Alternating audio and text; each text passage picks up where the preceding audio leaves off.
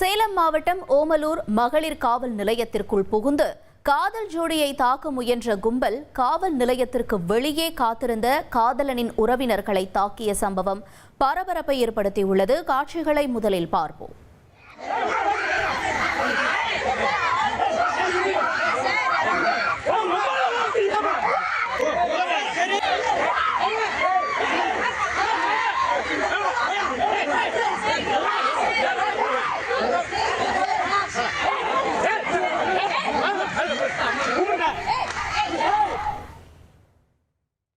விவரங்களோடு இணைந்திருக்கிறார் செய்தியாளர் நடராஜன். வணக்கம். என்ன நிகழ்ந்தது அங்கு? தொடர்ந்து காவல் நிலையம் சார்பாக ஏதேனும் நடவடிக்கை எடுக்கப்பட்டிருக்கா இந்த மோதல் சம்பவத்தை தொடர்ந்து? விவரங்கள் என்ன?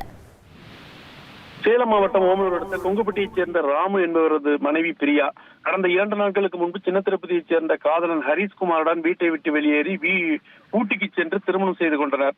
தொடர்ந்து ஓமலூர் அனைத்து மகளிர் காவல் நிலையத்துக்கு வந்தனர்.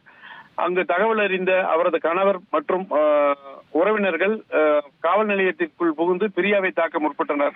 அவர்களை மகளிர் போலீசார் வெளியேற்றிய நிலையில் வளாகத்தில் காதலன் வீட்டாரை ஒரு கும்பல் கடுமையாக தாக்கியது. அவர்களை விரட்டிய போலீசார் விசாரணை நடத்தினர்.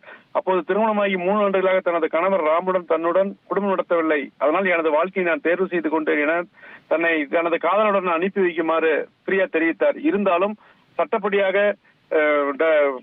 விவாகரத்து வாங்காத காரணத்தினால் போலீசார் இருவருடன் அனுப்பாமல் அவருடைய பெற்றோருடன் அனுப்பி வைத்தனர். தொடர்ந்து இந்த தகராறில் ஈடுபட்டது குறித்து தொடர்ந்து போலீசார் விசாரணை நடத்தி வருகின்றனர். தகவல்களுக்கு நன்றி நடராஜன். இனி செல்லும் இடமெல்லாம் செய்தி. தந்தை டிவியின் வாட்ஸ்அப் சேனலை ஃபாலோ பண்ணினா செல்லருக்கும் இடமெல்லாம் செய்தி. இதோ QR கோட் இப்பவே ஸ்கேன் பண்ணுங்க, ஃபாலோ பண்ணுங்க.